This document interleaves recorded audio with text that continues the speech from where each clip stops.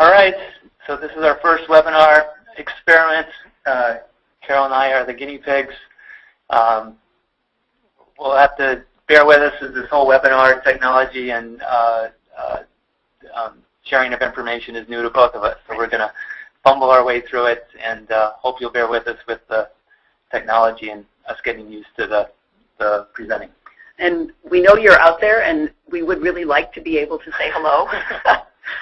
So I think that's part of what's different for us is that we can't actually say hello. Mm-hmm. Although I was thinking this morning that today, for those of you in southeastern Minnesota, webinars make complete sense. This is probably a good idea. The amount of snow that folks down in Rochester got and other parts in the southeast part of the state. So,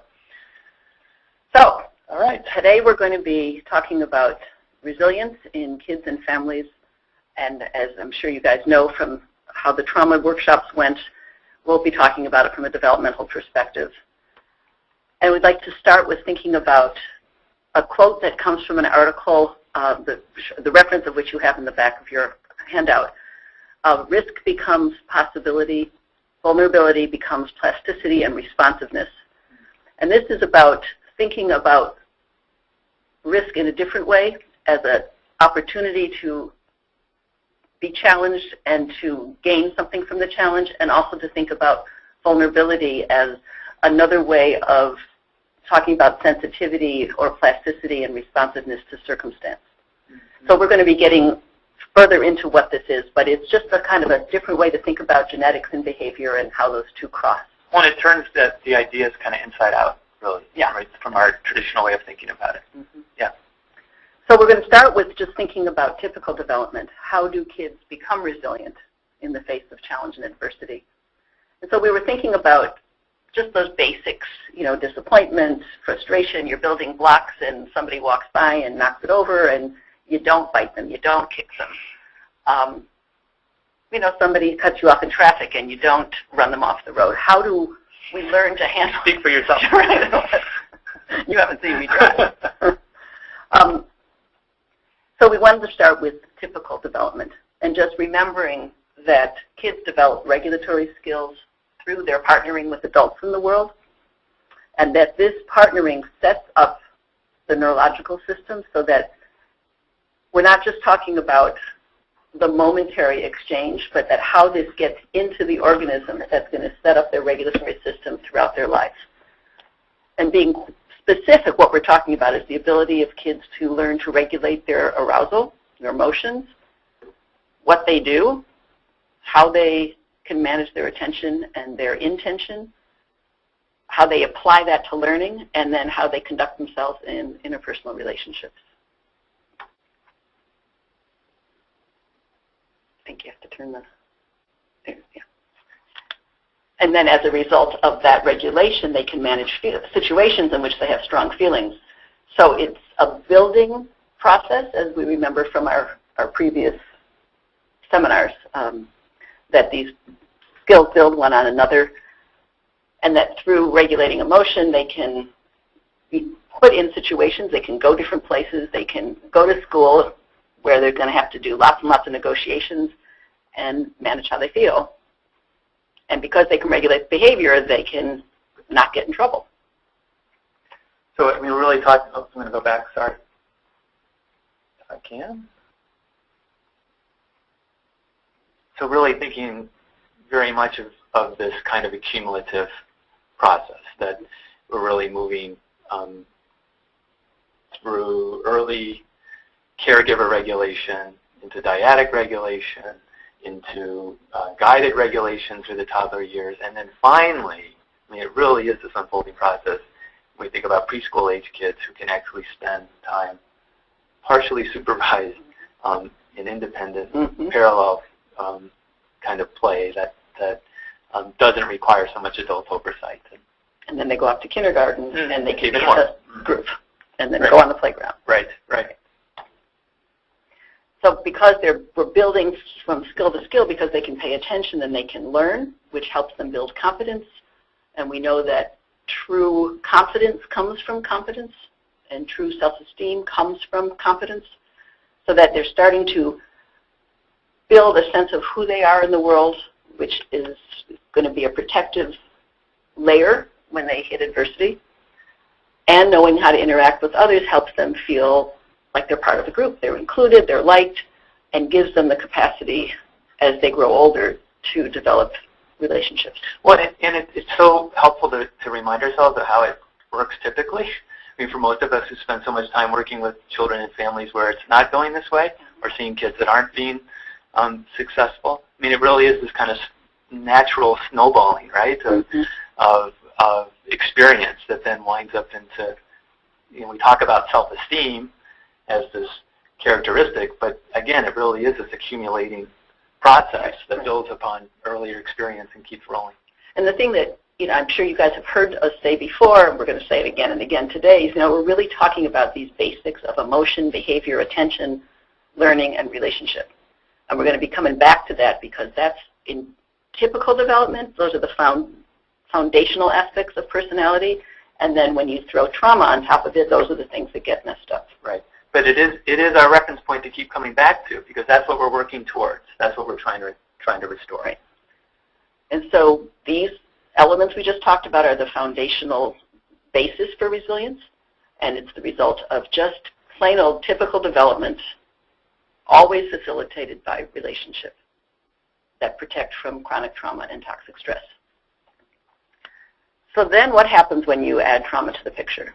So you've got this sequence that we're all becoming quite familiar with, until we remember that if you throw trauma on, it disrupts development in the growing child. We kind of stopped talking about how trauma happens to the child, but how it happens in the child, because it affects all those systems. And the longer lasting the trauma, the more pervasive the damage. Then we keep adding, again, layers like we were thinking about with typical development. Right, on a foundation that isn't firm or robust, and that's been compromised in some way. So neurobiologically, behaviorally, then the more pervasive the damage, then the more vulnerable the child is to high stress. They can't manage their arousal, they can't manage their behavior, they can't control their attention. So those are our categories again. And there's a whole emerging neurobiology science that keeps understanding, even down to the chemical level, of how this is happening. And some of which I think is really interesting to know if you're kind of a science geek. And some of it is just, I think in terms of us as interventionists, just important to know that there are biological variables at play that really make this work extremely challenging. And for those people who do want to read it, at the end of the PowerPoint, there is a citation for, it's a summary article about the neurobiology that's written in this year. So it's very dense, but it's all up to date for people who want to follow that along. Okay, so this is it's kind of a long quote, and Carol and I were debating whether in this format it's worth reading out loud, but we're going to go ahead and do that, and then talk a little bit about it. And I just want to say one thing. One of the reasons that we decided to do it is because when Scott and I were both looking at materials, out of everything we read, we both pulled out the same paragraph. And so we decided that if it caught both of our eyes with all that other stuff, that we wanted to highlight it. Yep. Okay. So the acquisition of executive function and self-regulatory skills correspond closely to the extended development of the prefrontal cortex, which begins in early infancy and continues into the early adult years. So here's some of the science, right? We're starting to think about brain development. Because these neural circuits have extensive interconnections with deeper brain structures that control responses to threat and stress, maturing executive function both influences and is affected by a young child's management of strong emotions. So there would be our typical. Well, and really getting that this is a two-way street. Yeah. Right? So we're kind of building the road as we're traveling on it. At the same time, we think about that kind of metaphor. So it's very much kind of going back and forth. And the road then influences how it gets built. Right. In a kind of self-feedback mechanism. Thus, repeated exposure to threatening situations can disrupt the development of the prefrontal cortex. and lead to emotional problems as well as compromised working memory, attention, and inhibitory control. It's a fancy word for self-regulation. And so one of the reasons that we like this is that it clearly applies to the development of the child that we're talking about, but it also really helps us think about the capacities of the parent. Mm-hmm. That when we're talking about working memory, attention, inhibitory control, and we're thinking about can this parent then protect the child from danger, from stress, if that same trajectory has occurred for the parent, they're going to have these difficulties that we will then see in the generation of the kids. Are you looking at questions that are I'm being just, sent in? I'm just going to pause for a second. I'm sorry. And want to be sure. Oh, sorry. that was a conference call in our room here. I just want to make sure people can hear okay, because I'm just looking at feedback here that says people may not be able to hear. And if people let us know, I'll check the questions again in a couple minutes and just see if we're being heard all right. Okay. Is this any better? If we just kind of lean into this, we'll try to be more conscious about that. Kind of Star Trek Enterprise-y looking thing. So the next slide is really should be familiar to people. This came up yesterday at the Harris Forum. The idea of thinking about stress, all stress isn't equal, that there really is a continuum, that stress is very much a normal part of development, that we can't develop as organisms if we don't experience some stress. It really does promote growth. And then we can think about other situations where there may be greater stress that is tolerable, where there's some adversity experience, but it's managed because either the child has the skills to cope with it, and or there are protective relationships from adults that help mitigate the effect of the stress. So maybe a child is bitten by a dog, but it's one thing to be 3 and bitten by a dog. It's another thing to be 11 and be bitten by a dog. An 11-year-old has many more resources, cognitively, emotionally, socially, to manage a traumatic event like that than a much younger child. So you're saying that the age range might keep it from being toxic. It might be tolerable because of the coping skills. Right. That are very much linked to developmental capacities. Mm-hmm. Right. So then just thinking about like medical treatment. Yep. So you've got a kid who is a year who goes into the hospital. Right. Compared to somebody, or maybe that kid has a significant relationship with somebody, but there's a 5-year-old who goes in who is in foster care. Right. The difference in their experience would be both age-related circumstance and relationship with adults. Exactly. And, well, we could spend a whole lot of time. I mean, thinking again about coping skills being linked to developmental level, right, and whether you have stressful things happen to you and whether you have the capacity to talk about them or not. Yes. Do they happen pre-verbally or do they happen after you've acquired the skills to talk, which is a way to cope with stress by talking about what happened. So the 5-year-old can talk about the dog bite. The 2-year-old or the 1.5-year-old can't.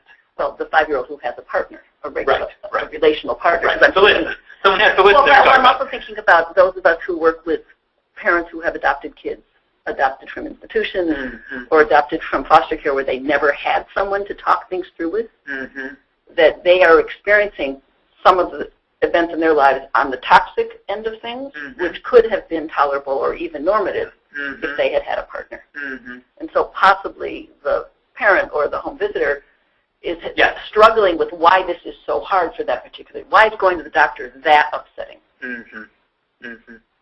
Yeah. Well, and this will foreshadow some of our talk about as we get kind of more into resilience, because I think so much of our work is kind of often working with children and families who are living and experiencing kind of toxic stress, which is excessive prolonged activation of the stress response in the absence of the buffering presence of protective of a protective and supportive adult. So sometimes when we insert the presence of a buffering, protective, supportive adult, we're helping to move a stressful experience from something that's toxic and neurobiologically damaging into something that's tolerable and mitigating the impact of a traumatic experience. Well, the other thing that keeps coming up, to me, at least from what you're saying, is how much it's from the perspective of who it's happening to. That somebody the adult may look at the child's experience and say, I don't know why you're getting so upset by this. Right. But perhaps the child has been doing it alone all of his or her life. Yeah. So anyway, that's a review of some concepts I think are pretty well shared. Right, but I think it might be useful just to highlight that what you're talking about is this balance between whatever the stress is, whatever the adversity is, and the coping skills, but always with the third factor of that relationship. And the coping skills being very much developmentally defined. Yes. Right, because coping skills expand as the child acquires greater developmental capacity. But not chronologically defined necessarily. Right. No, exactly. Right. So then just a couple other concepts that I think are finding their way into the literature on resiliency. One is this idea of allostatic load, which I believe is a term that is actually borrowed from engineering. So it's the idea of the amount of weight that any kind of organism or structure can carry over a period of time, right? So that the image that comes to me for all this, is the 35W bridge, right? And certainly there was construction going on that bridge at the time of its collapse that compromised its integrity. But also that was an old bridge. And there had been an accumulating amount of stress, tons and tons, millions of cars passing back and forth over that was creating not just load as each car passed, but there's a burden that the structure was taking on each time, and it accumulated in the steel. Into like a history. Exactly. And that idea is being borrowed now and being thought about in terms of stress and trauma. It's very much part of the conversation that's going around adverse childhood experiences, and really how stress accumulates in the body over time. So it just found it an interesting concept to think about, and certainly contributing to pathways towards all kinds of diseases. Right. And as you said, in reading, it's creeping into the literature on resilience, which is a really interesting thing to think about, because this is really about risk, about what makes poor health. Yep. And so we found that over and over again in reading and thinking and talking about resilience. We found ourselves on the pathway of what is creating so much disease, what's creating so much risk, so much stress. Right. And much of the conversation right now, of course, is focusing on many kind of health-related issues. They seem to be getting a lot of attention, but we know this is also playing out in terms of mental health functioning, right? So those things aren't really separated. Well, and it's actually helping our field in that now that it's starting to be recognized as biology, and as medical and tangible, it has more heft. Right. Yeah. Right.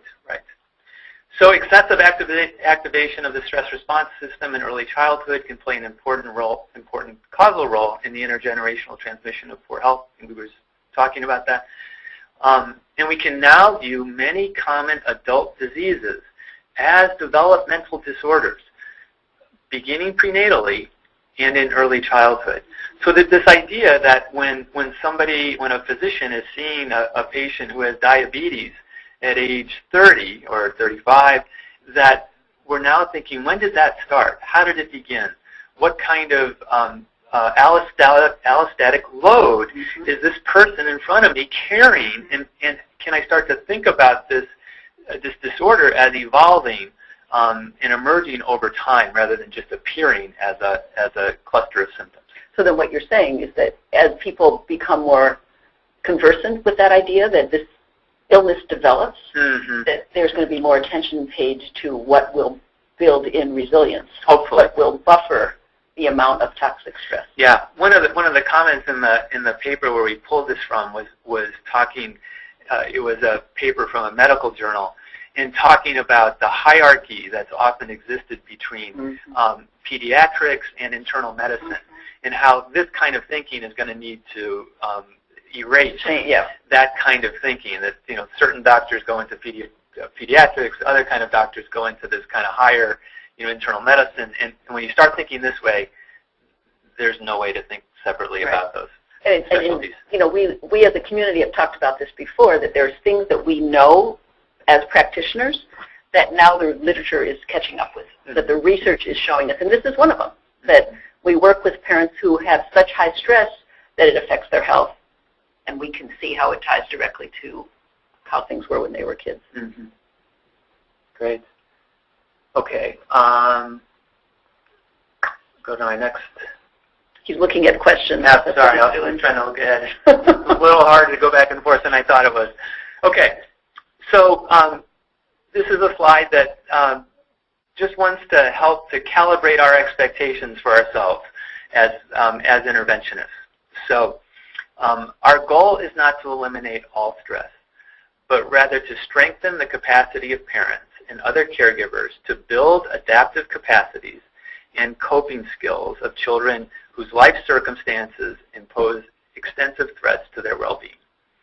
Resilience depends on the availability of adults who can help young children return and restore physiological homeostasis by bringing their stress response back to baseline. So let's just spend a little time playing with this. And if we were more sophisticated and we had some visuals that we could do in PowerPoint, this is really that idea, that kind of almost bell-shaped curve of a kind of stress response, where there's an activation and then a kind of return back to a state of physiological homeostasis. So we're talking about things like blood pressure, heart rate, respiration, hormone levels, that as an organism experiences or a child experiences stress, all of those things become elevated. Immune response, right? All of these things are trying to cope with an increasing stressful load. And when the stress is mitigated in some way, either it's removed or an adult shows up and helps to say it's going to be okay, or I'm going to help remove the threat, the child can then move back down into a more restful state. And has accomplished something in doing that. Yes. That each time they meet adversity with some assistance or some scaffolding, and they rise to the challenge and then are helped to come back down, they are building a sense of what I can do based on what I've done in the past. Right. So that's really important, because I think we can get lost in the physiology of this, and there's lots of ways we could grasp this or put EEGs or EKGs on kids, but you're talking about the subjective experience. You're talking about the child feeling something getting big, it's too much for me, I'm feeling my body get out of control or overwhelmed. Will it stop?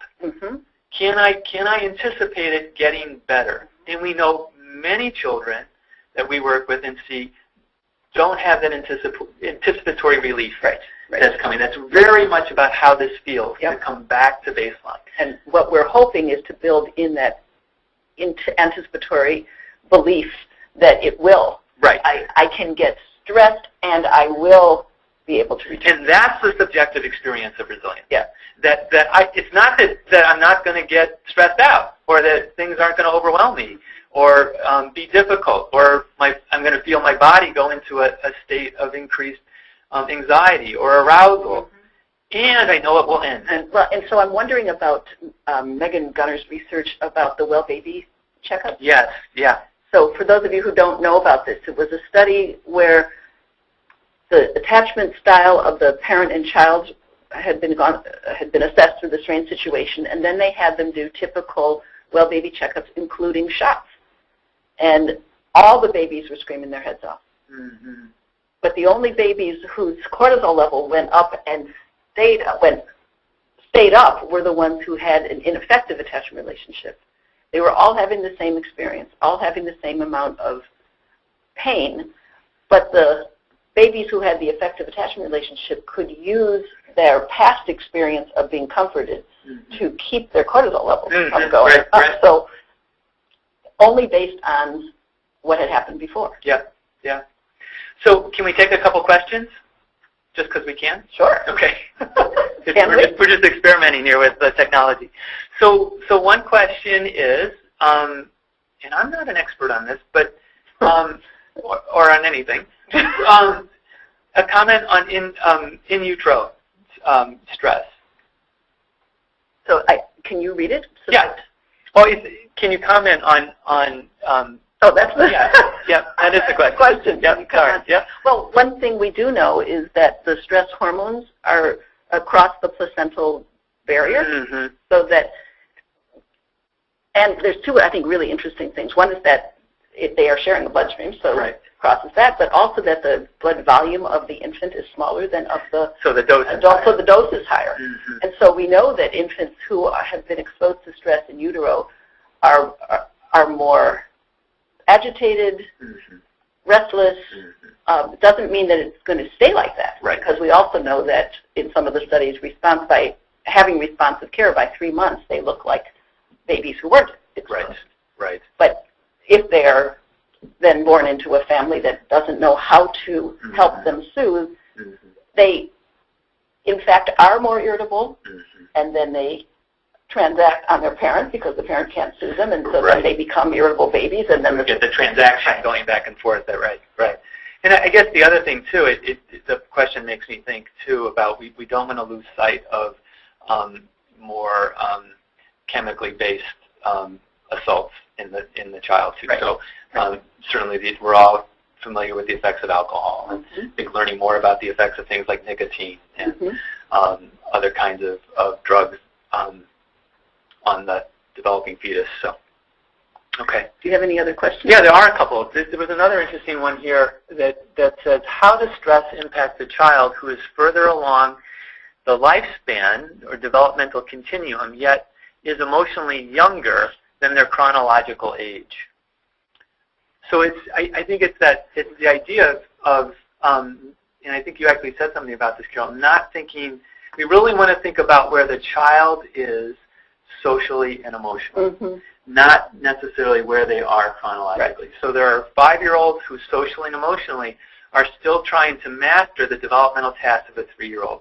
And that's what's going to determine the child's ability to cope with stress, not their chronological age.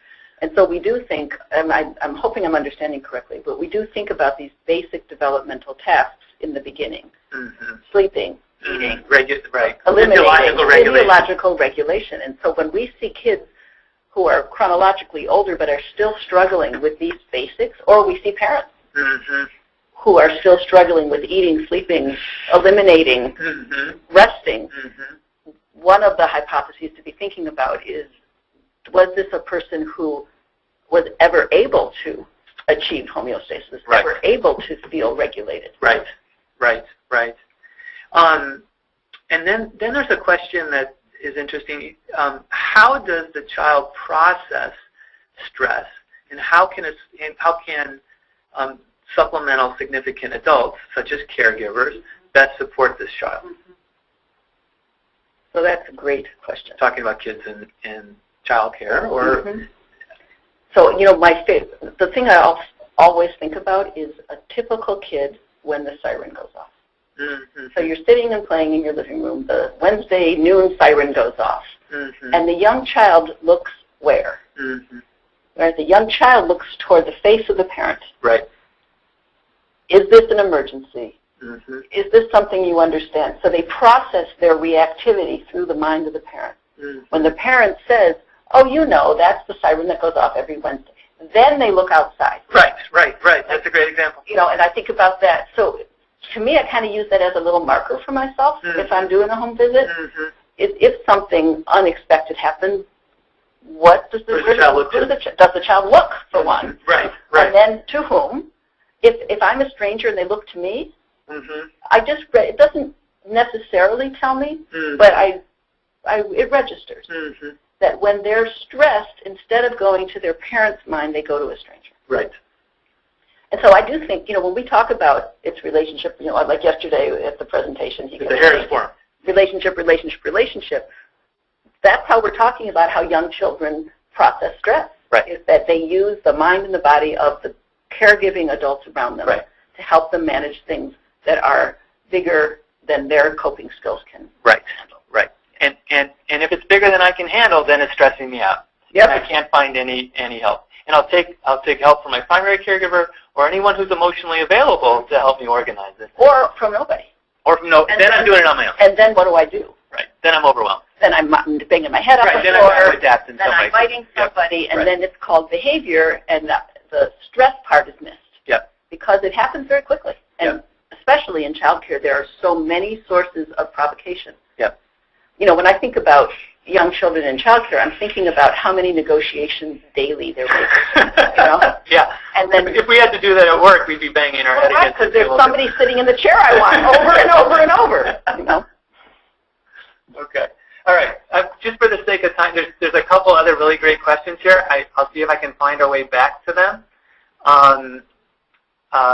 But just for the sake of time, I know we've got content we want to cover, and I'm just going to get this moving. Okay. So we're just going to go and start thinking about what the current definitions of resilience are. So one of the phrases that we really liked is thinking about that resilience describes the ability of an organism to bend without breaking. So there's something about flexibility. There's something about adaptability in the face of disturbance. Cindy Toppin here at LifeTrack was talking this morning. She lives down in Hastings, and they got 12 inches of snow today. And we were talking about looking out the window and seeing all the trees covered with snow, right? I mean, incredibly resilient trees that are weighted down, but not breaking, but bending under the weight of today's snow. Right. So we might say that those trees were undergoing a developmental process of resilience as they learned that upright wasn't going to work so well. Mm-hmm. So that's something else that is very, very strong now in the thinking, is that resilience is not a trait. Mm-hmm. Resilience is a process that develops and it reflects the experience. So when we define, we sometimes hear people say things like, that girl is so resilient. It's because she's, someone might say, well, how did she succeed? Mm-hmm. Oh, it's because she's resilient. Mm-hmm. So we tend to define it by itself. Mm-hmm. And there is this concept, it's called the fundamental attribution error, which is the way that we tend as humans to attribute the reason somebody did something is because that's their nature when it's somebody else. We overestimate the nature of the person. Mm-hmm. But when it's us, well, we say there's a reason we did such a thing. Right.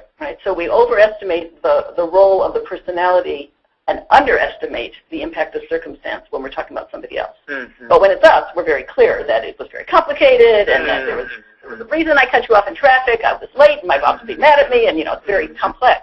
Mm-hmm. So we want to keep that in our minds that this is also a complex process, that resilience goes hand in hand with the complexity of development. Mm-hmm. Mm-hmm.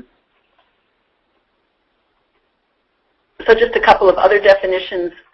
In each one, they're talking about these two pieces, the developmental process, and then the second part, so positive adaptation, and the second part being the exposure to threat, the exposure to adversity, the exposure to trauma. So both times, we always get these two pieces. There's adaptation going on, and then there's danger or adversity going on, threat going on.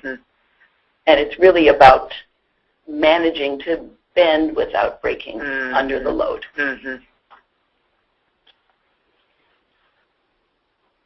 So we want to make sure that we cover the basics here, that, again, we used to be thinking about resilience as a trait. We're now very clear that just like with all other developmental processes, resilience is a combination of both genetic and environmental factors. Well, and we're moving past the basics. I mean, this is kind of cutting edge stuff. Well, I meant basics. Let's get that. Yes, yeah, right. Down to the real thing. Right, but some of the research on the gene-environment interactions is very intriguing. So it is. We're going to get to this. Okay. And that we can talk about, that someone has a carrier of a particular gene, but it's just it's more than clear now. They're even understanding the mechanism of how the DNA is affected. So let's go back, because we were talking about it not being a trait, but now we're going to think about genetic vulnerability. We are going to think about genetic vulnerability. It leads us into thinking about traits, and you can't stop there, because that's the old thinking. Right. We're thinking about the interface between that vulnerability and experience in the environment. And let's throw something else on. So we're also going to think about the experience of our grandparents. Yeah.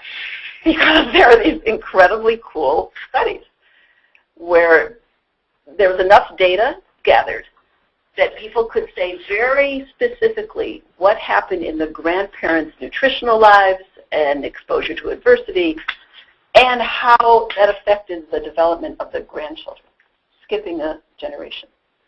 So one of them was this sample of a small Swedish town where they just kept tons of data, and they had this period of starvation.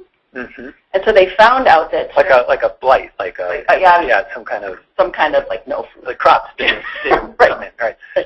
And so, which if it keeps snowing here is going to be this year. Well, it's only May. You put in your tomatoes. But so what they found is that when the grandfathers underwent starvation between the ages of 9 and 12, their grandchildren lived longer. Right? Like, now how does that make sense? So what they figured out was that sperm development happens in boys between the ages of 9 and 12. And there was something about the conditions of starving that gave them hardier sperm. Which again, if we think... You should see Cindy's face, you guys out in the audience. If we would think then about that being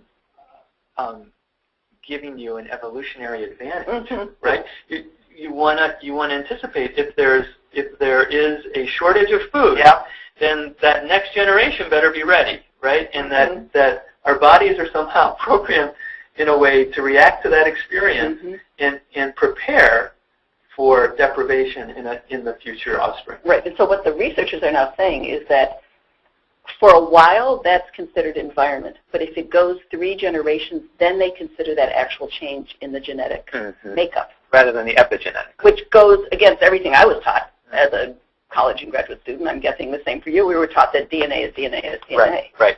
So they were actually watching evolution happen. Yeah. Right, on a genetic level. Yeah. In a relatively short amount of time, right? Yeah. Yep. Okay. So let's do more genes.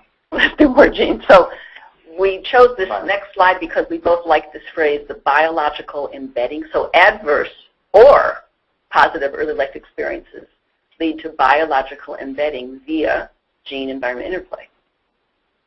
So that's kind of interesting. So you get your gene, and then you have your experience, and it shapes how the brain and the body are going to turn out.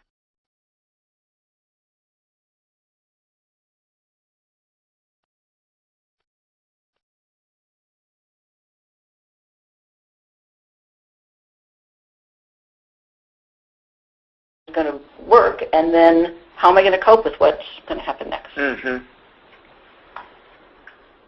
So they've identified at least a dozen gene variants that can increase a person's susceptibility to mental illness. So it could be depression, ADD, anxiety, antisocial behavior, other stuff.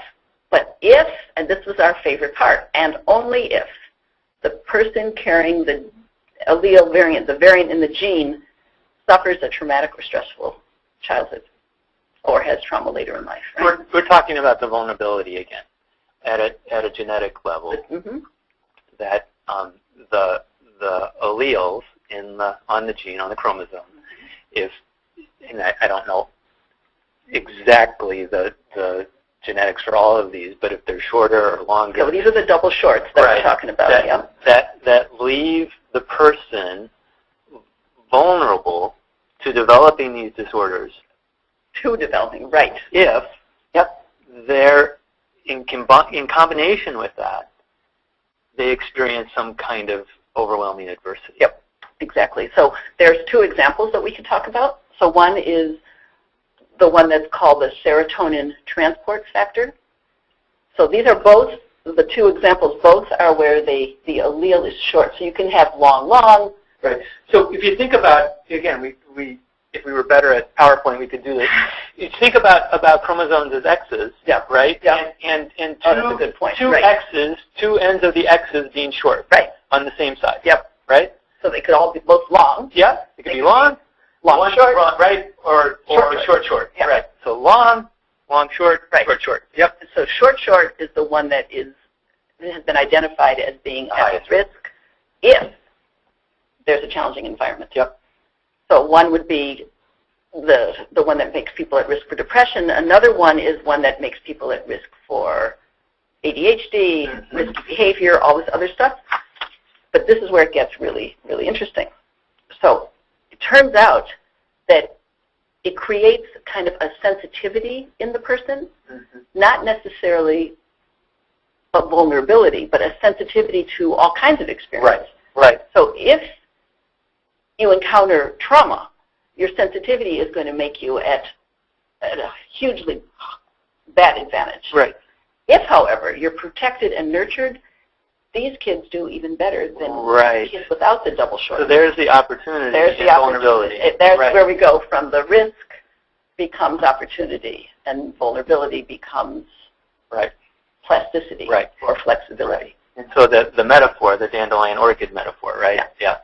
And for those interested, you have a reference at the back of the PowerPoint, so you could read that dandelion and orchid article, which is really fascinating. And actually a fairly helpful metaphor for parents when we're thinking about why is this kid so hard and my first kid was so easy, and begin to start to think about these kind of vulnerabilities in a child, and that they require some attention and protection, maybe different.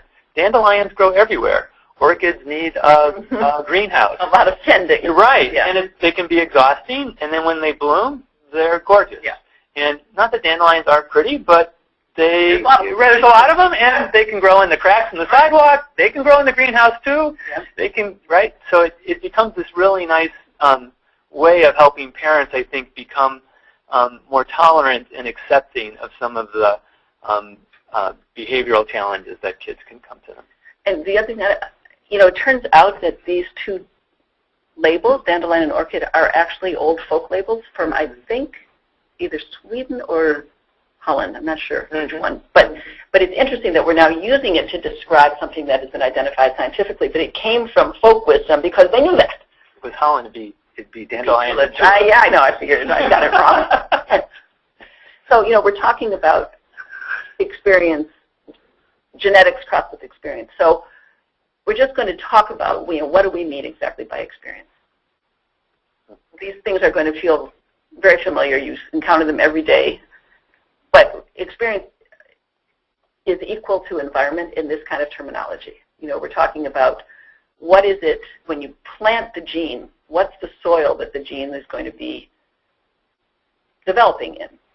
And so we know that factors related to social economic status and physical are some of the experiences that create risk for some kids. So it would be the stress, the frustration, the limited opportunities that are related to being a minority group in our country, the stress related to economic deprivation, the limited parent education. Malnutrition is a big, huge one that we don't spend nearly enough time on. When we think about the kids that we deal with who have been in foster care, who have been adopted, have been neglected, and how malnutrition is affecting their capacity to do those developmental or even undernutrition here, right? I mean, lots of families that can't get enough food, calories. Low birth weight and gender. Turns out that statistically, kids at risk are just more prevalent. Males are more prevalent. And then you had mentioned exposure to toxins, both prenatally and postnatally. Right. So we're back to the prenatal question. Stress. And then we have the factors related to the parent or parent-child relationship. So there's going to be a whole webinar on ACEs, the Adverse Childhood Experiences. So we're not, I did list some of them, but we're not going to go into that a lot because there's going to be its own topic. But just for us to be thinking about how chronic neglect, chronic maltreatment, and the reason chronic is in there is because of all this, what Scott was talking about, the experience of being bathed in cortisol and the inflammation that comes with stress is when it's a chronic condition. Yeah. Condition, thank you. Things that make a parent unavailable, such as depression, substance abuse, or that parents' own trauma can get in the way and compromise the attachment relationship. And just going back, just to remind us in the front of our minds that if a child does not have an effective attachment partner, learning the developmental basics is going to be very challenging, if not impossible. Do you have questions in there? I'm just trying to tease out the technical questions from our content questions a little bit. So I'll just keep moving on then a little bit. So again, things that we know you know. We're just saying this because we're talking about risk and resilience. We just want to say them so that we're on the same page. You know, we know that what contributes to resilience is adequate financial resources, safe housing, safe community, access to adequate nutrition. You know, I thought yesterday at the Harris Forum when Jeff was talking about Jeffrey Nagel, sorry. It's not like I know him personally, you guys. Talking about the effects of funding these preschool prevention programs in the 60s and 70s and 80s. And when we think about the expectation that would build in resilience, so these programs are often funded for 1 or 2 years and then looked at over the course of a lifespan. Right. With the idea that if you fund high quality, like in the Perry Preschool Project, if you fund high quality preschool for 2 years, that will set you up to be resilient to 12 years of lousy school. And then people were surprised that the results weren't more robust. So part of what I think we need to be thinking about is when we're talking about building in resiliency is to use the same logic model that we use for our own kids. You know, we wouldn't do that with our own children. We wouldn't say, well, you had a good, you know, preschool teacher. So now you're good to go. Now you're good to go for the next, you know, I don't really care about the quality of what you're exposed to next. So just thinking about that when we're talking about how do we help kids buffer from risk is to make sure we're using logic in what we're providing. So, you know, speaking of which, protection from violence, protection from trauma. What else? Contributing to resilience, caring and supportive relationships. That again, you're going to read these and go, yep, of course. You know, capacity to manage strong feelings and impulses, positive view of self. So all of those strengths that you learn by being regulated, being able to pay attention, being able to regulate your behavior to develop competence will give you a buffer because you have true confidence in yourself. And this is the one that keeps coming up over and over in the literature, skills in executive functioning. That from the child point of view, from the parent point of view, those individuals who develop ability to make plans, to problem solve, to carry out the steps, to communicate well, are going to be the best setup for adversity. So Carol, should we just stop here for a second and do a couple questions? Sure. Okay, and then I know people are sitting around conference rooms or telephones or at the beach. Yeah, well, maybe at the beach. And we'll do a couple questions and then maybe just take a 5-minute break to give people a chance to stretch their legs and move around. And then we can kind of catch up on if there's any other questions there. Yeah, so let me go and so here's one that I thought was interesting. Is it possible for children to be more resilient in one environment than another? Stressful at home, but thrive in a protective caregiver or school environment. Is there a particular point at which damage is irreparable? Irreparable. That's a hard one to say. Irreversible, I'll say. So can a child be resilient in one environment What would you say, Scott? Well, I think if we go back to thinking about that stress continuum, right, and think about how a child's coping skills and relationships help to buffer them from experience, so much of it then really depends on the relational environment, right, and the age of the child, right? So can they use a caregiver in another environment, a teacher, build relationships with them to help? I mean, think about your example of the fire alarm. To use the mind of the teacher, right? Yeah. And learn to do that. I mean, the question is, where did they learn to use a mind? Right. Whose mind did they learn to use? And can they begin to differentiate between, well, maybe the minds at home are less available, but the minds at school are, and that's helping to be protective in some way. Well, and so part of it is maybe thinking about what does that questioner mean by resilience. Could you read the question one more time? Yeah, let me see if I can. Because if we're thinking about it as a process, then it's going to take the working of it in different settings. So can you just read it again? Is it possible for a child to be resilient in one environment than another? Stressful at home, but thrive in protective care, or school environment. Right. So that is just a great question, because what I think maybe the person's thinking about are kids who they do fine in the school setting. At home, the parents are having terrible difficulties, and sometimes the parents don't think we believe them because they're so well, or even when the home visitor's there, they're so well regulated when the home visitor's there that they think we don't really get it. But what we do get is that the child can't regulate without the partner. Right. And so is it a question of being more resilient, or is it that it's in process of developing? Right. And that, so one of the phrases that I use, is if we can set kids up for using the mind of the teacher when they get to kindergarten, then they have the possibility of 12 years of school success. Just because they learned from the home visitor, that, you have a mind that I can use. Yeah, lots of examples of that. Yep. Right. Yep. And so that's, to me, where we start really talking about embedding resilience into our process.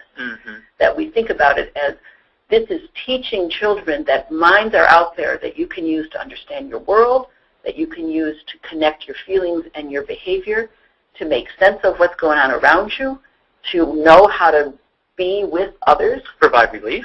I mean, we're back to that, coming back to the homeostasis. You can feel better when you're with someone, as opposed to feel better when you put yourself away from people. Or when someone tells me what's happening, and that helps me feel better. And then you take all that and you take it into kindergarten and you find the same thing there.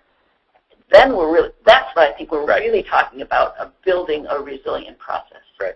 And you can almost think, I guess I think of it almost like laying rubber on a road. Yeah.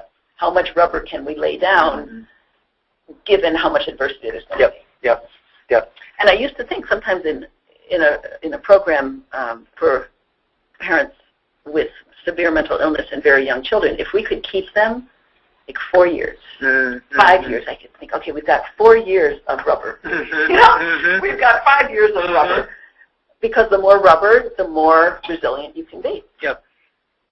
Okay, one other question about the gene and environment piece. How about when a child experiences a stress that the parents have no control over? So environmental impact. For example, one of the parents dies during the child's life and they carry a certain gene. What would be the recommendation for those children, since it's not something you can prevent? Right. So somewhere back in this slide, right, it's the theme of our goal is to make move from what's toxic to tolerable, right? And the loss of a parent is a devastating loss and potentially toxic, particularly because you're losing a primary regulator. And then the question again about resilience becomes, what other relationships are available in the environment? How old is the child? Thinking about what they're bringing developmentally in terms of being able to cope with this loss. Again, losing your parent at 1 is different than losing your parent at 5, different than losing your parent at 13, right? So we have to take all of those variables into account as we're thinking about an experience like this. Well, and this, remember those Spitz films? So those films where Renee Spitz went into orphanages where babies had lost their mothers. Yep. But back then they didn't assign a primary caregiver. Right. They got the institutional care. They got food. Yep. And a sterile place to sleep because you didn't want to have stuff in there because of germs. And they couldn't manage. Right. They couldn't sustain on their own because there was no adult to pick it up. And they didn't have the coping, they're too young to have any really coping regulatory capacity themselves. But in typical experiences, and I use that word cautiously, typical experience of a parent dying, I just mean it's a known experience. There are usually adults who can buffer the child, adults who pick up. There's no replacing, of course. We're not trying to say people are interchangeable, but a child can use another adult. Right. To help regulate that arousal. Yep.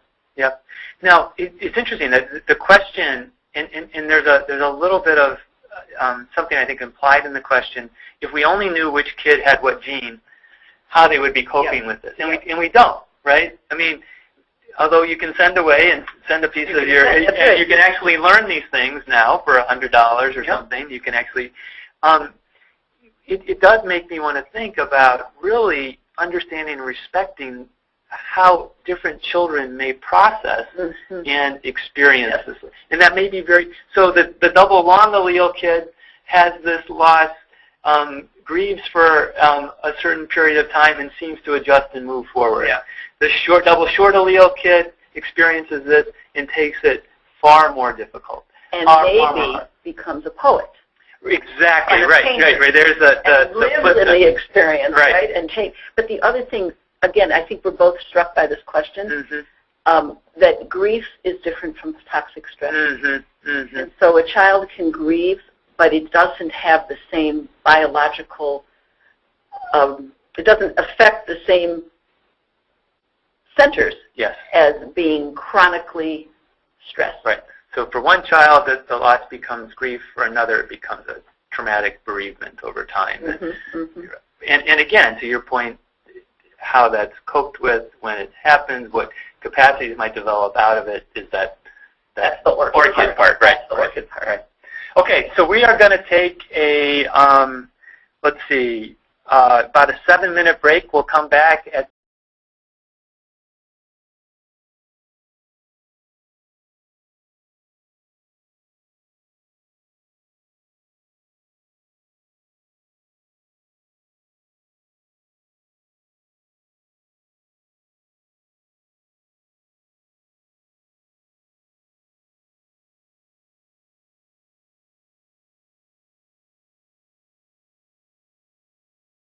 I did. I think we're good.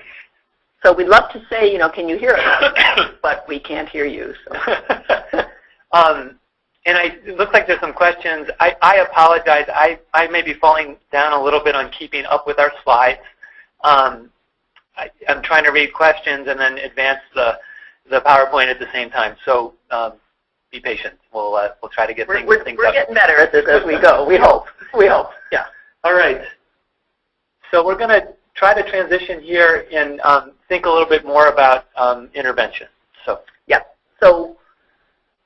it's probably going to sound familiar. We've already talking about process, but it turns out that in the literature, just like resilience has been changed from thinking about it as a trait to a process, people are now thinking about that with the term protective factors to protective processes. And that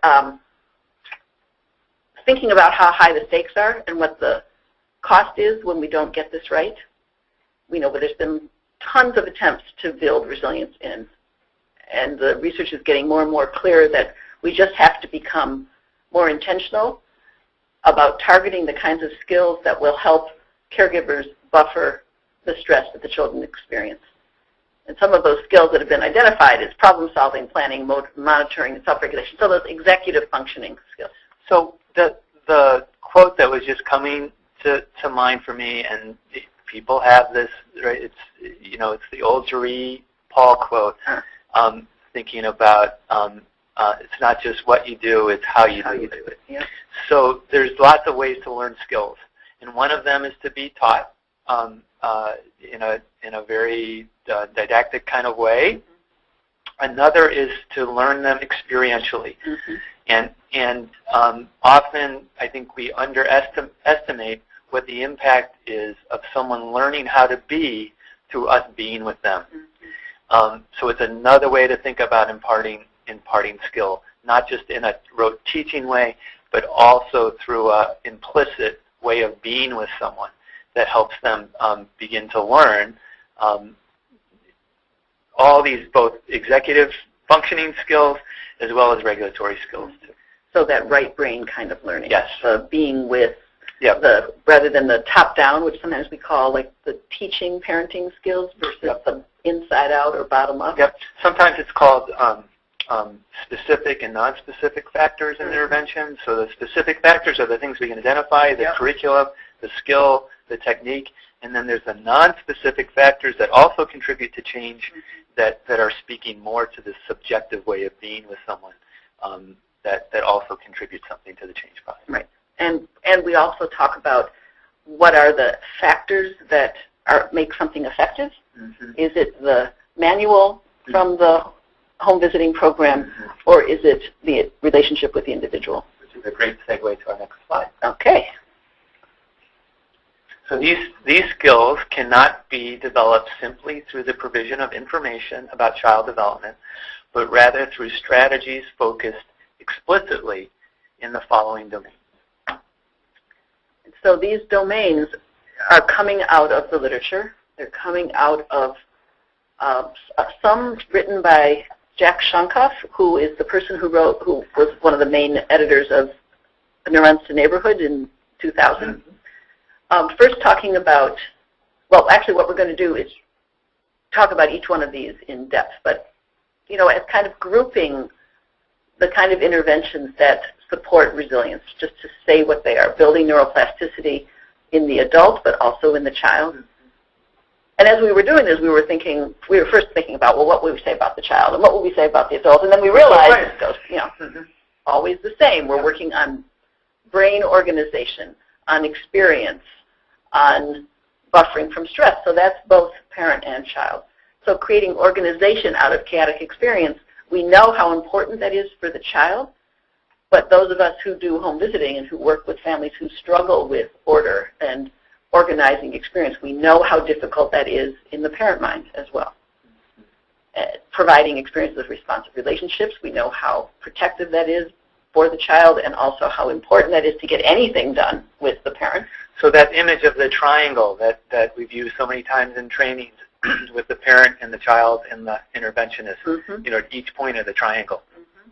We're thinking doing it with the parent so they can do it with the child, doing it for the child when the parent can't, right? I mean, working, all those points for all of these processes at any time. And how important it is to be able, especially, and I know you and I, Scott, have talked with home visitors about this a lot, when the home visitors feel like I can't get the parent to do that for the child, that's an opportunity that the home visitor can do that for the child. And that the child has the experience of being held by somebody. And it's not that we ever talk about taking the place of the parent, but simply giving them an experience that they wouldn't be having otherwise. So that leads to the next slide, which is buffering brains from the next point, buffering brains from toxic stress, and then helping with regulatory and reciprocal experiences to foster self-regulation, reflection, and relational capacity. Okay. Should we dive into that? Dive in. Okay. So building neuroplasticity, building brain circuitry correctly from the beginning is easier and leads to better outcomes. So it's easier to build something right from the beginning than try to fix it later. And that's where all the emphasis is in the literature. Right. We read so much about, well, which we know, which is why people are in early intervention. Well, and it is interesting to think about kind of the accumulating neural pathways that kind of keep re-strengthening and reinforcing themselves. Right. And that either moves in a more adaptive way or in a less adaptive way, and how much work it is then to undo that. But they're also talking now about how mature brains can create new pathways. Absolutely, yeah. So that idea of can we help parents learn through new experiences? Can they change? Is it ever too late to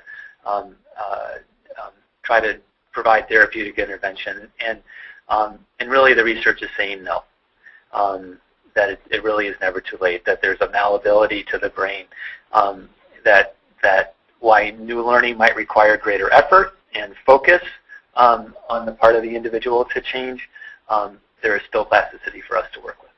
So there's this really interesting thing. Do you remember the studies about the kittens and having this? For those of you who don't know this, it might sound a little gross, but it was a really seminal. They don't do them anymore. They don't do it anymore. No, I think it was too cruel. They do it with rats, though. Okay. Not with kittens.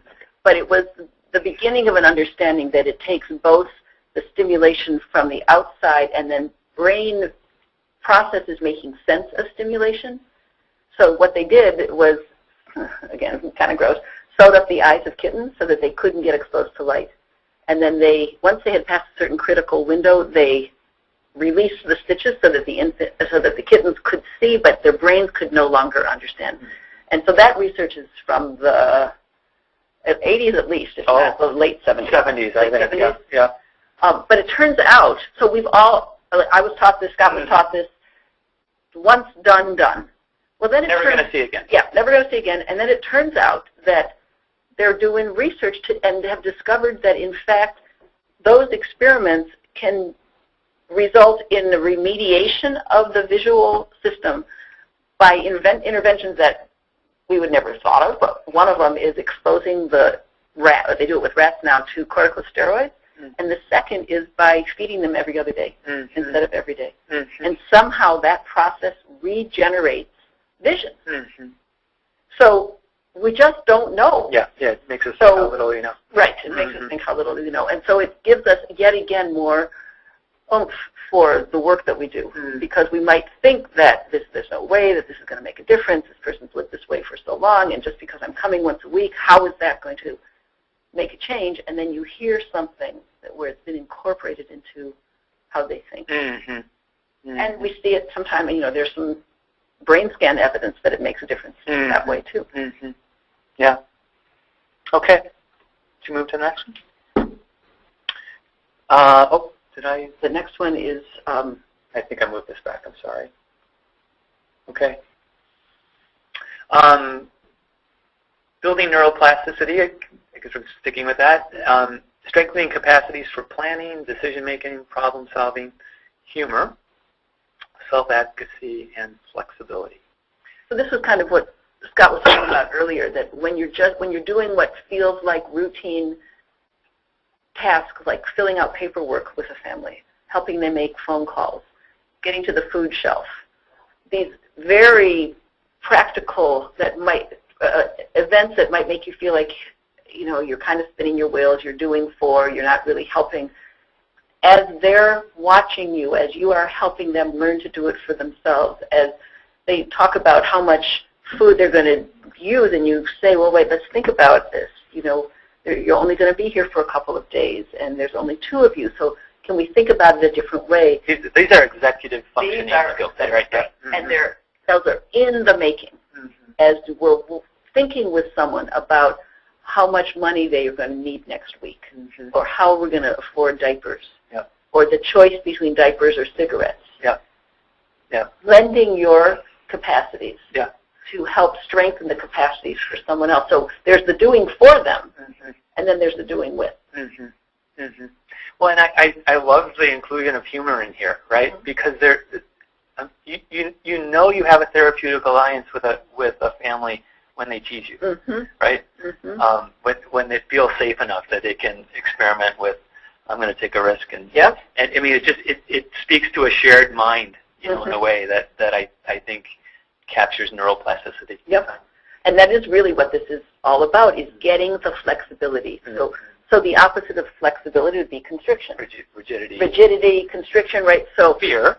Fear, well, caused by fear. And so when you start to feel humor, when you start to feel some flexibility in the topics you can talk about, like what starts to feel safe, the idea that we now can think about what would happen if something, whatever it might be, that is building that capacity for flexibility and for the possibility of problem solving. You can't think about something. You can't problem solve. And then I think we have all experienced being with parents whose thinking feels, trying to think of the opposite of inflexible, but like too flexible, right? So this idea of plasticity isn't just kind of, you know, so parents who share too much or tease inappropriately, it's too, that's another thing. So neuroplasticity is kind of an in-between firmness, not too loose, not too tight. Like it's this kind of, that range of functioning that speaks, that's flexible but isn't jello. So then we might want to go to the next slide, which is about creating organization out of chaotic experience. So what you're suggesting is that at a certain point, when the mind is too flexible, then the capacity for order gets lost, the capacity for boundaries, that capacity for sequence is lost. So part of this next piece is using the organized mind of the home visitor or the interventionist to create organization for the mind of the child and the mind of the parent. And given that kids need us to tell them how things are related, so they say dog, cat, cheese, and we say, oh, that's another dog, or that's different. And they point, and we help them say those are all animals. So they start to organize. But if no one does that, then they don't know that. Or if the mind isn't stable and gives them variable responses, or teasing response, no, that's a ball. No, that's a planet. So the mind can't organize. So part of what we do on these maybe routine activity days, or when you think, what am I doing here, is you're being stable. You're being constant. You're being organized. One of my favorite examples is when people talk about going to the home, and before they do anything, the children sit down. That they know there's an organized schedule, or they see the blankets or whatever it is that the home visitor is bringing for everyone to group around. That you can feel them being prepared for school.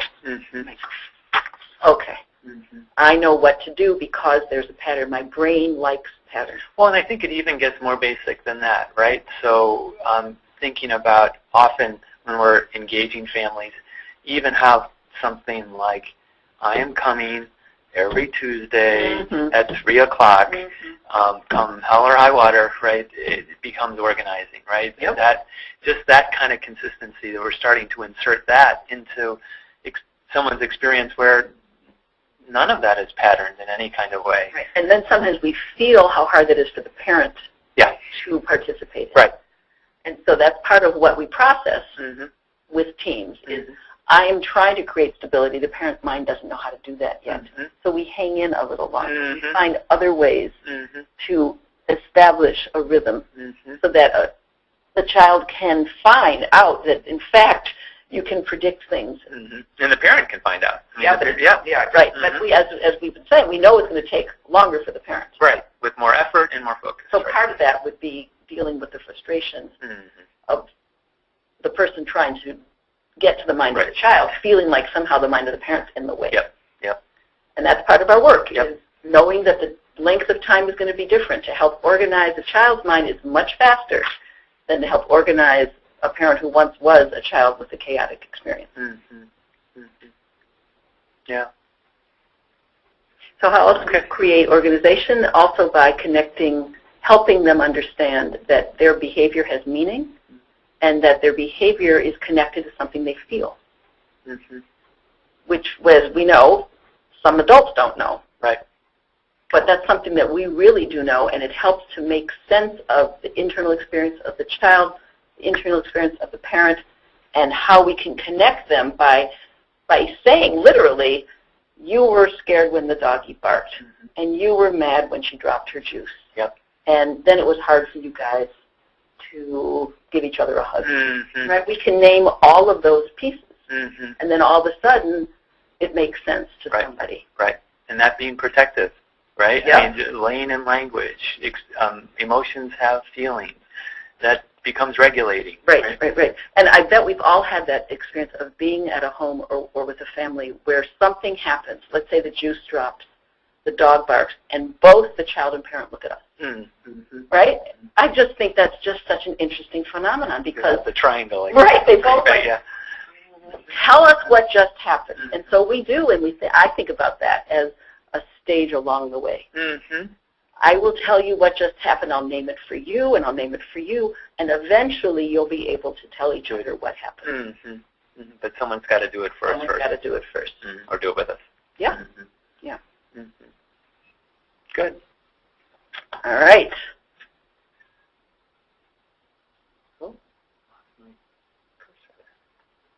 Okay. I'm just going to sneak up quick at look at questions. Quick.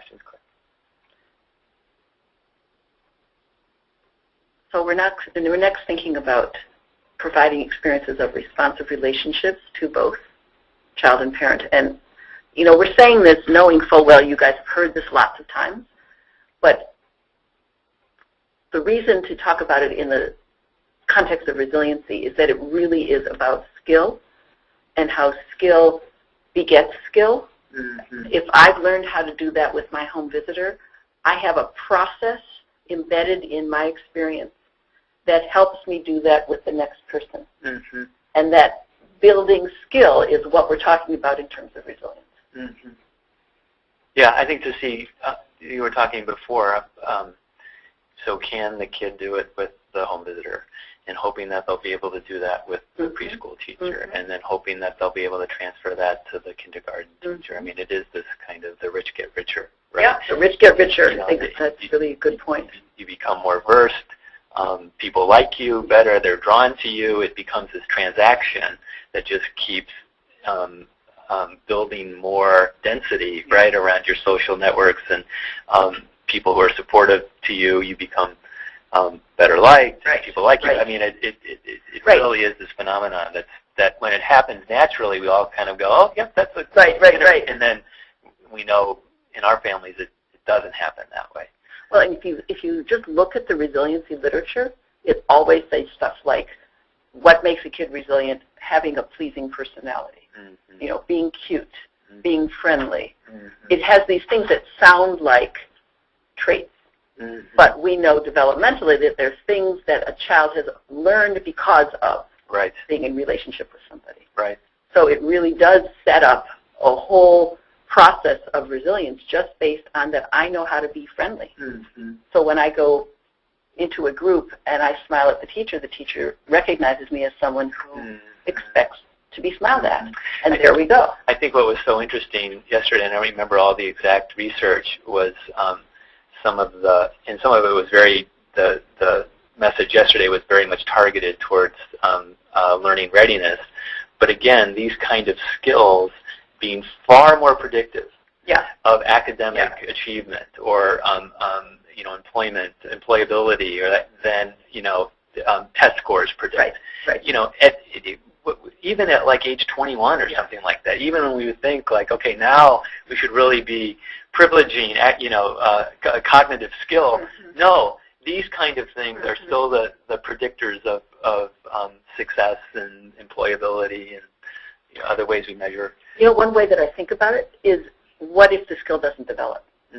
So we're talking about, as you said, so by 21, maybe that won't be so important. But if you don't know how to make a relationship, by 21, that's really important. Yeah, that's true. All the rest of it is gravy. But fundamentally, knowing how to be with other people is what's going to set you up for all the later things. Right. And that, just to maybe flog us at horse, I'm not exactly sure, but the only way that children are going to be able to learn how to be in relationship is to be in relationship. There's just no other way. for them to learn that. So if that's how we see the task of home visiting, that is a fundamental, major source of resilience. So, Carol, can I jump in with a question? Sure. Here? It's kind of long, so I'm just going to read it out loud here. So it seems setting up a child's environment for success in child care at home, that is improving their access to safe practices, their materials, belongings, helps to organize the chaos, and it can also serve as one practical method to building a child or parents' confidence in their ability to properly support their child's development. Any thoughts? So, any thoughts on children's experiencing toxic stress and intervention methods involving environment? So I think there's a question here. Yeah. Thinking about, the physical environment. Yeah. Right. The garbage house that we go into. This is actually one of my favorite topics. Great. Because there's lots of people going into those kind of disorganized environments. But, quite a while ago, I did consultation to child care, and we used to talk about setting up an environment so that a child feels like he or she belongs. Mm-hmm. So we look around. If you come into a child care or an environment from the point of view of the child, and when it's organized, it feels so very different than when it's disorganized. So even your example of a garbage house, of course, would be on the extreme end. If a child doesn't, nothing has a place, there's no order. But there's also a way to create an environment where a child feels like belonging is the theme. Mm-hmm. I have a place for my stuff. I know where to look toward you because you will greet me. My name is here. There's warmth that makes me feel like I am part of something. Yeah. So to me, So that's that. We're back in the how of doing something there. Those are some qualitative aspects to the environment, the relational aspects even of is a child greeted, right? Do they? I guess cubby would be a physical, but you're really talking again about a way of being. And when you talk about belonging, that's a feeling. And it's very thoughtful to create a space where, with the intention that children feel like they belong, we have to be thinking about the mind and the experience of the child. So we're not going to have a substitute greet the child when they come in because the child wouldn't know who that is. Right. And then they would not feel like they are being welcomed in a way that helps them feel like they belong. So we would structure, we might have the substitute be washing dishes and have the familiar people be at eye level with the child, making sure that there's time for the child to register that feeling like, I'm here where I belong. They know me. They know my mind. So it's very much a combination of the both physical aspects of the environment and then the emotional experience of being in the environment, right? That gets partially mediated by adults, but is also part of the milieu. Well, and part of, I think, what you're saying, maybe what we're both saying, is you couldn't set it up in a belonging way without thinking about the relational component and the mind of the child. Right. When a child says, will this be here tomorrow? Can I use this again tomorrow? And someone says, I'm going to find a special place for it. So, or, how sometimes we do that, but sometimes we say, well, we can't do that, but let me write a note to remind myself. Exactly, yeah.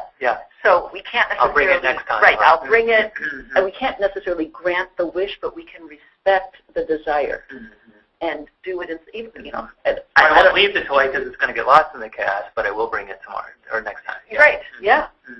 And, I said that about writing, and I am, in fact, talking about preschool kids, that writing has a magic because they watch how the world stops when there's something that's written. So we write stuff down. I use a marker and underline. I write this big words, and I say, should I underline it twice or 3 times? And then when we read it with emotion because they imbue it with emotion. When they're having a hard time leaving that stuffed bear and we say, you really want that to be here tomorrow, so let me get a piece of paper and write down. It's important enough to document. She really wants, it's important enough, but also to read it with the emotion in it because that's what's being captured on paper. Right. Yeah. So that was a great question. Yeah, that's a good question. Okay, so you want to do buffering brains? Buffering brains from toxic. Well, so this is kind of the meat of, well, I guess every little aspect is the meat of it, but in terms of thinking about what is it we're physically trying to do is to create a space for the brain to be able to grow without being affected by the chemical toxicity that shrinks the amygdala, shrinks the hippocampus, creates inflammation, right? These are real things. And sometimes, I'm guessing, you guys who do home visits, those of us who see, really stressed out kids, you hear the scream, and you know that's a well-worn path that is at such a level. It's at a crisis level, even though the crisis is they can't get their shoe off. And so we know that that brain has been stewing in cortisol. So this is as essential as it can be. So we think about how do we help catch the arousal so that it can be contained and then come down, which is really what we... So it's back, if we think about that stress continuum, right? Moving it just down one notch, right, from toxic to tolerable. And that makes a huge difference in terms of physiological impact, right? Getting back into some homeostasis. So it's, you can't get your shoe off, right? I mean, using the language, maybe if the parent, mommy's too busy to do that right now, I'll help you take your shoe off, right? You can almost kind of, see the whole system starting to kind of calm down and just move down one notch. And maybe I'm still upset, maybe I'm still agitated, and now I have a relationship that's coming in as a buffering presence. Our colleague Ann Garrity uses the term of sometimes you don't need any language at all. Sometimes just breathing with the child, the words aren't going to mean anything because they're still in the stress part of the brain. And so we might breathe, or we might shrug, or we might, boy, that's been hard, that's been really, to see if we can at least move from the crisis part of the fight or flight system, like, it's just screaming, to getting that to calm down so that the language part can be accessible again. And we do the same with the parent. Yep. And we do it a lot. Yep. And it'll look a little different, although maybe not always. Sometimes, yeah. Sometimes it looks the same, and it's happening with both of them. They're both screaming, and they're both looking at you. Yeah. Well, and to think about even some of the more concrete kind of things that we do too is helping a buffer. Again, thinking around engagement and often how much we're needing to even prove to a family or a caregiver that relationships have any kind of utility at all. And it's all coming from us. So let me get you to Century Plaza. Let me get you to the pediatrician. Let me get you to the doctor so you can feel better to take care of your child. I mean, all of that active kind of case management kind of work is regulatory. So I'm going to ask you kind of a provocative question. Okay, so you've got both parent and child screaming. You've come into the house. They're both screaming at you. Who do you go to? I go to the parent, and I tell the child I'm going to the parent. I'm going to help you. I'm going to help your mommy. Can you talk that through a little bit for people who are thinking, Scott, how could you let that kid scream? But there's a reason. Well, I guess there's a couple reasons. I mean, one is that I'm hoping I'm going to help the parent be able to regulate the child eventually. But I also think for so many of our parents who have histories of their needs not being addressed or met, by going to the child first, they become disengaged or they feel dropped. And somehow, if I can scoop them both, that'd be great. But I'm going to scoop deeper for the parent, I think, and kind of hold the child more lightly, so that I can try to bring them along with me. That's what I'm thinking. I guess what I'm thinking is that babies don't drive themselves. Yeah. So that's great if I can go to the baby. Yeah. But if the parent has now felt like I like the baby more than her or him, we sometimes think about the first goal of home visiting is to be invited back. Mm-hmm. So that's part of what I'm thinking is that I'm still, the child is still in my mind. Yeah. And I do think about that triangle. Yeah. But I think my gaze and maybe my body position and maybe even my arm is out in the direction of the parent. Yeah. My mind and maybe a word or maybe a gesture is in the direction of the child, but the parent, we got to put our effort there first. Well, is what I think. And easier said than done, right? So Michelle Fallon's got that great phrase about we're fighting our biology, right? I mean, because we're programmed genetically to go to the child, and we have to do something counterintuitive, and go to the parent, and that is harder than. And the way you said it, I think, was so precisely accurate.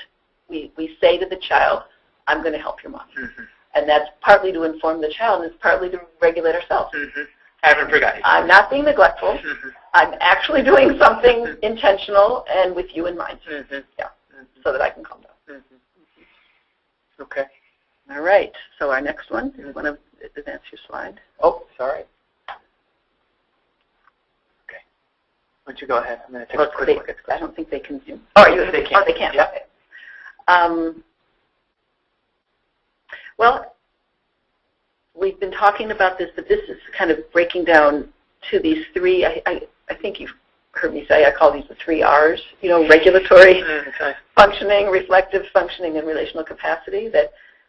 That by providing these regulatory and reciprocal experiences, we're helping to develop some of these fundamental capacities of personality and of interpersonal relationships that will set up more adaptive capacities in the future. So from the most basic of how do I manage my arousal when I'm upset, and I get it through telling you about it, you feed it back to me. We talk about catching the arousal and shrinking it down to an amount that a child can handle, and then giving it back to them. So, the baby screams, "I'm hungry," even if we scream with them, "Oh my God, you're hungry!" Then the system's out of control, so we shrink it. And we do the same with the parent who says, "I can't believe what the system did, and they cut my check." And so if we were to get just as upset, there would be a loss of an opportunity. So it's interesting. I mean, if we don't also share in the outrage, and we just sit there going, "Oh, that's too bad." Right. It doesn't serve a regulatory purpose. Right. So we sometimes, and we have to be good actors in this, right? And so we have to join in the outrage, right? And that's terrible and get big, right? And then we start to walk it back. Right. So there has to be this kind of matching. Well, that's good. But you use the word good actor, which for some people, they really do feel the outrage, and they have to be good regulators of their own internal process. So there might be people who have to kind of ramp it up a bit, and there are also going to be people that have to ramp it down so that they match and don't accelerate. Right, because we're not trying to create this kind of spiral, out of control. We're trying to bring it down. And in some ways, it's easier to think about how we don't want to do it with the child because, we think about that example, I'm hungry, and the parent screaming, "Oh, you're hungry." We kind of hear an absurdity in it. But when somebody says, "I'm being kicked out of my apartment," and we say, "Oh, you're being kicked out of your apartment," that feels very legitimate. It's a little harder to catch that I have to match and bring it down.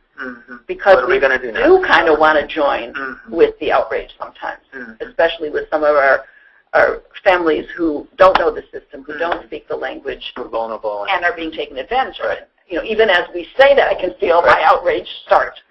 But I'm not useful if I'm in my outrage brain. So our ultimate goal, of course, is helping the parent learn how to regulate the child. But we know that the parent has to have experience with that in order to do that. Okay. So we do our last process?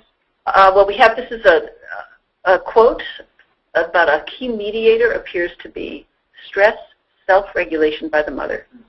Thus, it's not so much the amount of maternal care, but its consistency that provides a stable platform for emotional regulation and cognitive function later in life. For the child is what that means.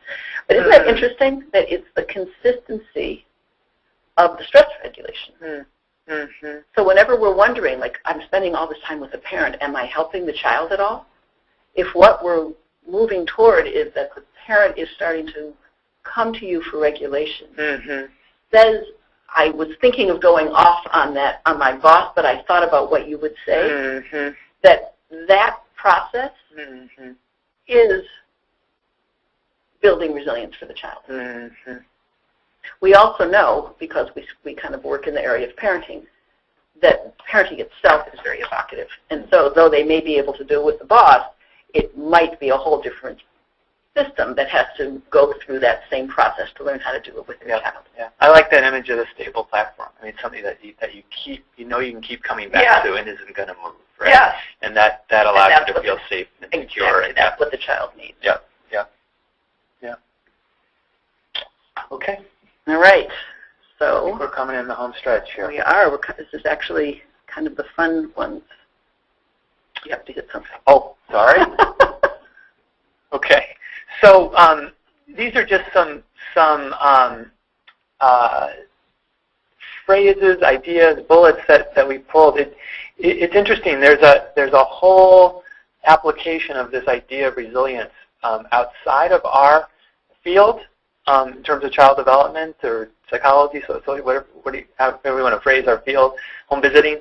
That's actually thinking a lot about resilience in systems, resilience in the face of things like climate change.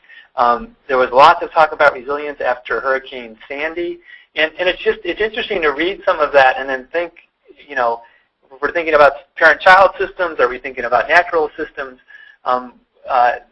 I don't know, lots of interesting power or metaphors that seem to come out of thinking about this that maybe we can hold on to and apply to our work. So one is that this other definition of resilience looks for ways to manage in an unbalanced world. So not assuming that the world is going to remain, in some kind of steady state, but that we're living in an increasingly unpredictable world, and resilience has to do with dealing with that. So this one sounds like it isn't about trying to restore homeostasis exactly, but to match your homeostatic process to the imbalance in the world? Is that? Yep, absolutely, yeah. So here is one post-Hurricane Sandy. Resilience isn't about building higher walls, it's about accommodating the waves. Oh. So, we can build all these seawalls, or we're going to have to figure out a way to deal with the waves. Yep, because they're coming. Yeah, so it's really interesting. I used to live in the East Coast, and so some of those towns in New Jersey were familiar to me. And there was one town in New Jersey called Cape May, which is at the very tip of New Jersey, kind of juts out into the Atlantic Ocean. Probably the most exposed city, and actually the middle of the storm passed right over their city. And it was a town. It's a resort community, like many of those towns. But for the last 20 years, they have been slowly restoring many of the dunes and beach and seagrasses and wetlands in their community, not just for aesthetic reasons, wanting to improve the livability and attractiveness of their community. And when the storm came, all of that preparation absorbed the waves. Wow! Took out the flood waves that came in, and it was one of the few communities that didn't become destroyed, or kept a boardwalk and was able to recover more quickly. So anyway, so it matched the preparation to the coming adversity. Yeah. Yep. Because if they had maybe paved it all over. Right, or put the seawalls got knocked down and pushed into the houses along the beach. But adapting in the right way. Right. Made it absorbent enough or something that it affected. Well, because the dunes and the wetlands absorb the waves. They don't try to push the waves back. Try to push yeah. So, and there's lots of work in thinking about how to prepare people mentally for disruptions that are coming. Even training around things like mindfulness for first responders. as preparation in preparing for disasters that they're going to need to be able to function within, and that kind of training as a way of building in resilience into those kind of responses. So is this like when we talk to parents about preparing their kids to go to the DMV? Yeah. That it's going to be a long wait. Yep. And it might be hot. Yep. And maybe you want to bring something in your backpack. Or snacks. And what do you think we could do while we're standing in line? So is that what you mean, that you help organize the anticipation of the next thing? Yep, absolutely. Yeah. So I was listening to the radio coming over, and they were interviewing a doctor who was in the emergency rooms in Boston, in one of the hospitals, and he was talking about the mental preparation that everybody had done. And when the first victims came in, people just went into automatic. Right. So how does that relate to resilience, do you think? Well, it's the preparation. It's the rehearsal. I mean, do you think it does something to manage the arousal, like by doing the mental preparation? I think that's what he was saying. He was just kind of watching it clicked in. He said it had a very different intensity to it all, and you could tell it wasn't a drill, and yet people were being able to run their codes and work traumas. And it just kind of reminds me of what we were talking about the baby visits, that if you've had the rehearsal of being with a regulating partner, then when something comes up, or I'm guessing maybe those partners might also say, we're going to go to the doctor and you might get a shot and I'll be right here with you. So there will be rehearsal that will help to buffer the arousal. Yep. Repeated experiences with rupture and repair, positive and tolerable stress, buffered by relationships, offers new opportunities for growth and learning. And this is just that idea that any relationship has positives and negatives in it, and weathering those, working them through, experiencing a break in a relationship, but then having it come back together, actually creates opportunities for resilience. Because you know that when something goes wrong, it's going to become right again, and the relationship can stand maybe this interruption. Right. It reminds me of the Edtronic self-based procedures where he talks about after there's been a break and then there's a coming together again, it's an opportunity for growth. Yeah. So that's a nice one. It makes us think that this idea, whether it's going wrong or it's just not going the way I want, that if you can remember that things go wrong and that they'll actually go right, that I can actually kind of make it. That's what we're talking about in terms of resilience. Again, that mental preparation. Yep. Somehow we know that affects the stress response. Yep. I can predict it. I have some control over that. I won't have any control over it. Yep. And my body's going to come back into homeostasis again. Right? I can feel that even when it gets big or hard, it's going to get easier again, and I can anticipate that. So the more skills that are built in to reduce the stress level, is buffering against. Failures, when properly understood and buffered through supportive relationships, create a context for learning and growth. So it's that feeling safe enough to make a mistake. And the experience of regrouping after that and then moving forward. And not being so distressed that you can't learn. Right. Or fear that you're going to be shamed or made belittled or told you're stupid. Or because that supportive relationship helps put us back into the thinking part of the brain rather than the stress part of the brain. Right. And I think we said this already too about the rupture. So you've got one more at the bottom. Oh, and then we could probably do another hour on reflection. But really this idea of being able to think about your thinking, to think about your feelings, to know your feelings are guided by thoughts, or your thoughts are guided by feelings, that ability to know that that's happening and to be able to reflect on that process promotes resilience in and of itself. Right, and some people might say that just that function of being able to think about is a sign of resilience. Oh, absolutely. Yep. So we don't have that much time left, so we're going to just go through a few quickly. Yep.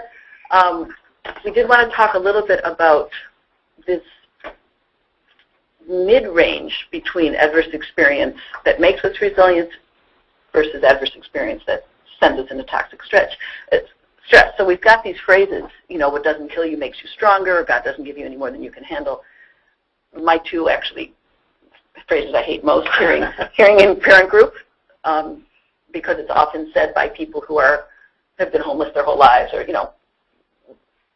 So we have this in our culture. The question is, does it make sense? Mm. And is there any evidence that that's true? Mm. So you were saying before that the low level of stress can indeed enhance resilience. You have to have certain kind of stress in order to develop, to be assertive. Yep. The cortisol helps us do that. Yep. And it inoculates us from future stress. Yep. Right? And then there's this cool term, adaptive calibration, that the circumstance that we're in makes us prepare for the next circumstance that we're in. Mm-hmm. So we're built to respond to stimuli. So if I've been in an extreme environment, my body and my mind actually can make changes to prepare for the next, especially if it's repeated. Mm-hmm. So sometimes that's really, really, really adaptive. I am prepared to manage for the famine, the long-term famine. Sometimes it feels adaptive, but it's actually going to be maladaptive. I am prepared to fight with anybody who comes within a 2-foot radius from me. I am going to be set on alarm and on alert to keep myself safe. Yep. But they're both an adaptive calibration based on the experience that I had before. Right. And I'm thinking of skipping these. Let's skip through those, because so they don't see those. This is on my... That's right. I'm sorry, I've got to move this forward. Let's skip those, and then just get to the last piece of what counts as... Are you okay with skipping the societal level? Yeah. What counts as steps to building resilience. So you've said a few times, moving stress from toxic to tolerable. And what, Cindy? We can go beyond 4 if we need to. I'm sure that is lovely, Cindy, but I'm guessing that our audience is looking at the clock now saying there's only 3 more minutes. So we do like to complete a commitment by the time we say we will. Right. So, okay, so there's one, is moving stress from toxic to tolerable. We're not looking to eliminate stress. Right. There is no stress, and there's no life like that. Mm-hmm. Hard things are going to happen in families, and we want to mitigate them. Reduction of chaos. Clearly, the role of a home visitor is not to be able to eliminate chaos in family, but if you see that there is a reduction, you can count that as a step toward resilience. And not just environmental chaos, but that whole conversation we're having about relational and arousal. And so incremental steps up the emotional regulatory ladder. Mm-hmm. So do you want to just explain what that regulatory ladder is? People have heard me too much. I think are sick of this, but really thinking a lot about how does self-regulation develop, and that it's a sequential, developmentally guided task that's in typical development is usually accomplished over the first 3 years of life, but really moves up that kind of ladder from the caregiver doing the regulating to the baby now participating to us now doing it together dyadically, reciprocally, back and forth, to the toddler phase where it's I'm going to do more regulating, but you're more capable of regulating too, but I'm going to have to be more active in guiding you, but also you have increasing capacities, and then finally we get to self-regulation. But that's a process, and there may be, I think, a way that mirrors how we help parents use us. That we can look at in our individual cases. So we don't have to wait to get to the top to feel like there's some... Right. It's also been useful for figuring out when do we want to introduce and use the curriculum. Because that's a good idea. Because I think if we're working on those lower levels, introducing information at that time may be counterindicated. And we may need to get to at least to those couple top levels where we want to start thinking about using information in a more intentional way. So I'm wondering, do you think there are some aspects of some curriculums that are really basic about organizing thinking? Possibly, yes. Organizing feelings. So it could be, so as you were saying, matching the choice of what you're doing with the level of the parent. Another one would be if there's one instance where you find yourself being a useful regulatory partner for a child or a parent. If we're thinking about we don't get to count a step until the parent does it for the child, we're waiting for a long time. Yeah. So we're looking at steps that we can count. Having some sign that you have fostered recognition in some adults that the child has a mind. If some adult says, I don't think he wants to do that right now, like, you get to put that in your column because that's the beginning recognition that child has a legitimate mind. And then the last one, hearing the phrase, and then I heard your voice in my mind. The home visitor's voice. The home visitor's voice. You know, I was going to run him down with my car, and then I heard your voice in my mind. So we get to count those as steps to building resilience for a child and family. And just to end up with just a couple, we're after 4, sorry you guys. It is on the PowerPoint. They're just quotes about what we don't know about the adult brain. And long-term effects and outcomes. Yeah, and then on the very last one, there's a few articles for reading. There's the orchid hypothesis. There's the article by Shankoff about the biology, and then for those who would like the deep neurobiology, there's an article there. Okay, thanks for your attention. Thanks, everyone. Bye-bye.